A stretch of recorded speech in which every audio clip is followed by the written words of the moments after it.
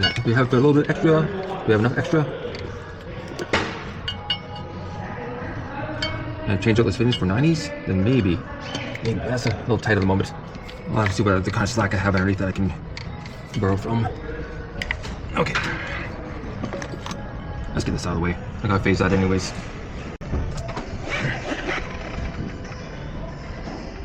Yeah, there's a little bump. Oh, let's see where I'm at here. Yeah, that's definitely compression. Good, that was easy. Yep. Excellent, thank you.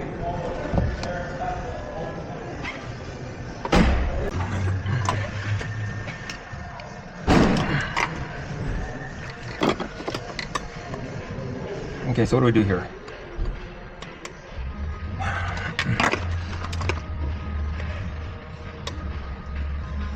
Completely different end on it. We drill this out to match, or we might need a new cable. I already have a different bracket coming here for the kickdown cable.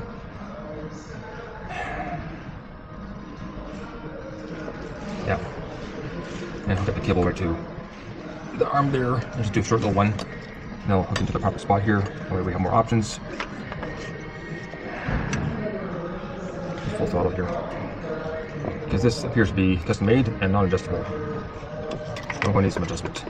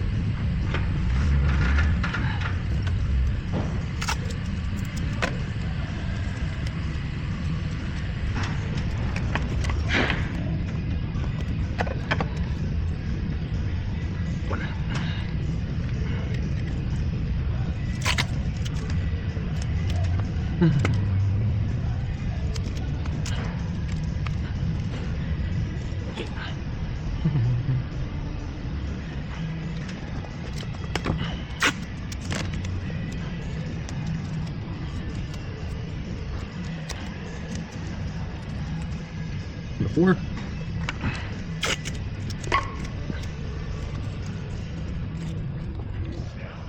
Three.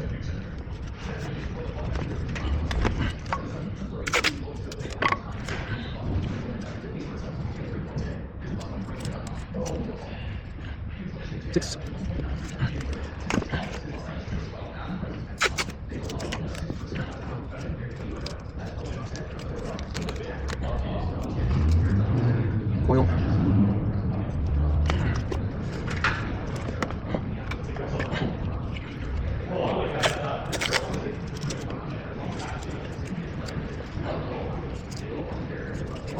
5.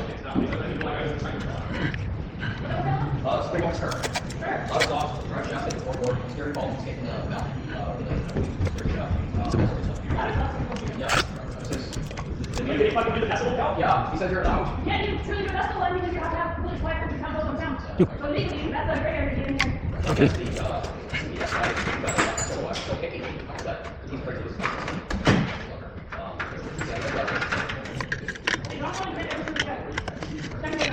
Okay.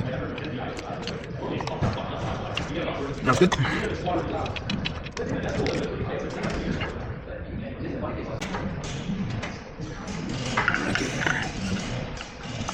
So because we're going with a magnetic pickup style, Sniper 2 is not direct bolt-in. What you have to do is set the crank so it's 45 degrees before top dead center on number 1, and then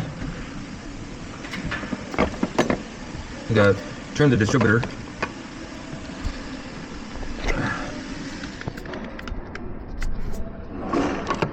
to try to line up this light here.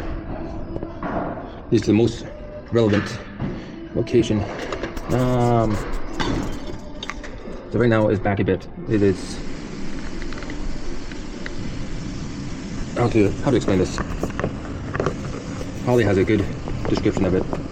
But you want that blade to be lined up exactly with the sensor at 45 degrees.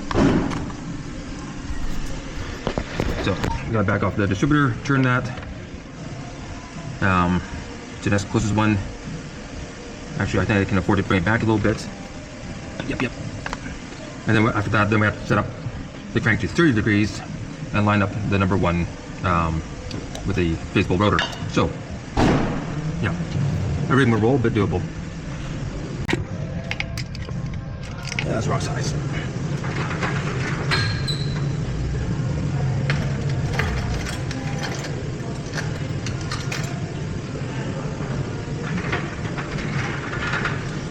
And why are we going with this one? Like a mag clutch style in case instead of the bolt on? It's because we've had issues with heat. And the heat takes out the sensor and will put out a false RPM reading on the Hall effect stuff. Unless they're doing pulsing grounds, it doesn't have it. It'll put out an RPM signal, but it's not supposed to have one.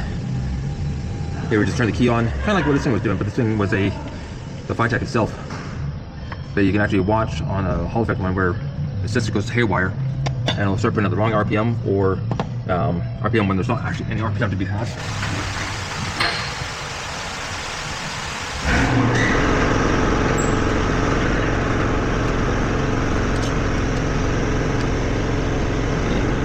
Let's use the mirror here. Oh yeah, I'll bring it down closer to look. There we go.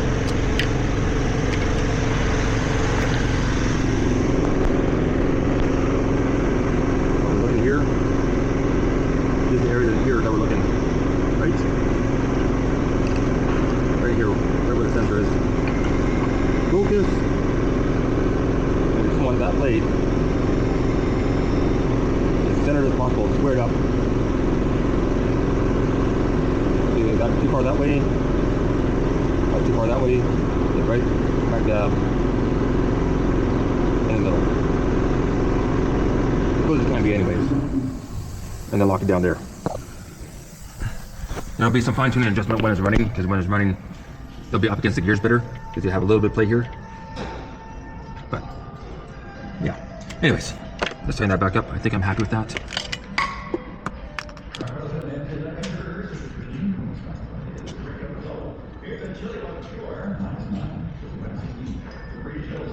Yeah, right there.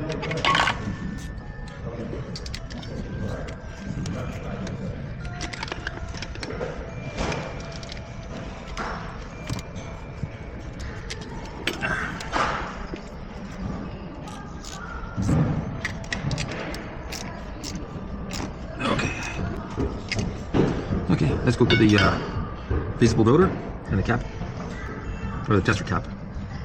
And I'm gonna turn this to 20 degrees. So right now, look down here. Hopefully you can see that okay. I don't want to drop my camera. I'm sitting at 45. Visible rotor.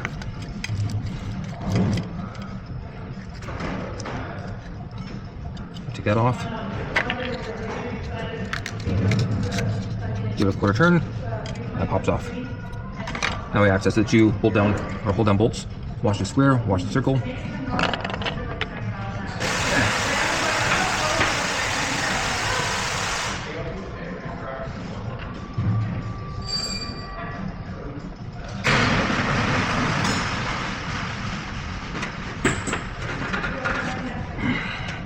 The kit comes with some bolts that already have Loctite on them. I've got the right one here. That one's got yellow. Ah, hang on.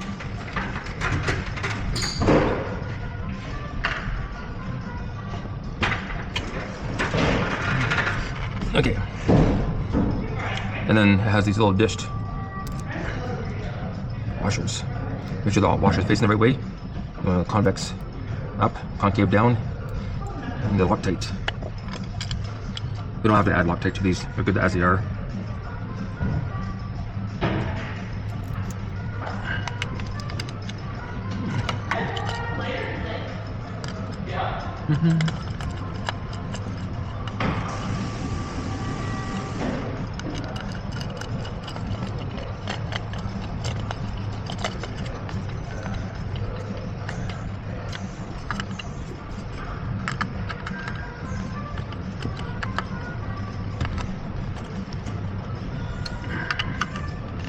Okay, be right back.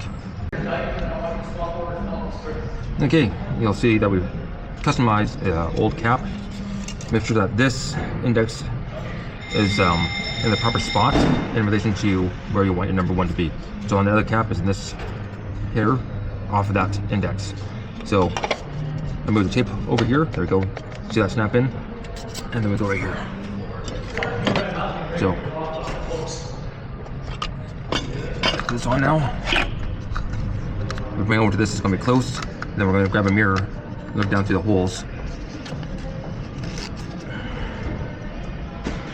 and do it up. Hello, hello. Hi, just to see how disabled. Very. Yeah. Okay. Yeah. Answers that question. I warned last week. I told Mark last week that if this thing gets on his hoist, it's. Okay. Yeah. Okay. That didn't get past to me, but that's okay. He said that it'd still be pushable, which it is.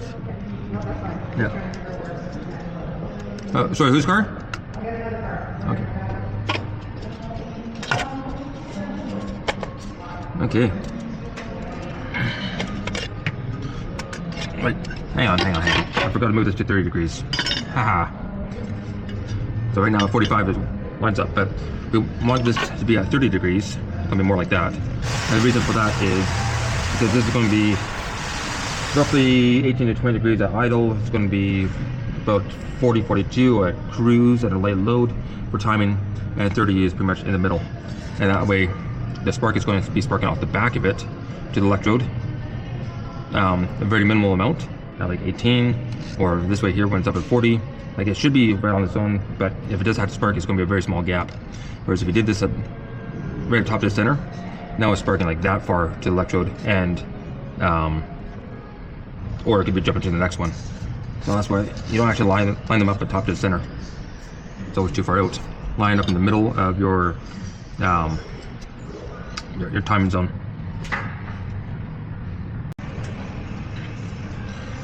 So turn the crank. We're now sitting at 30 degrees. So we want that in the middle.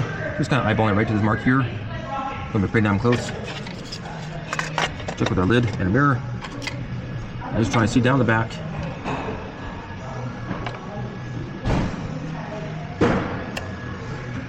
And a good indicator is trying to line this up right through the hole. Right.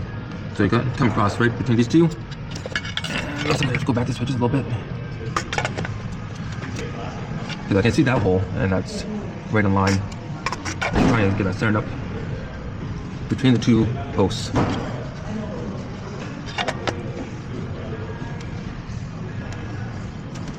And when you're working with things that have RF issues, radio frequency issues, it's a very important thing. That looks bang on there. Just a tad back.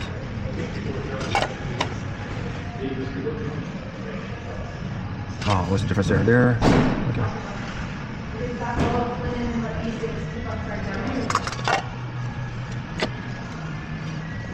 Lock it in right there. Yeah. Okay, lock it down.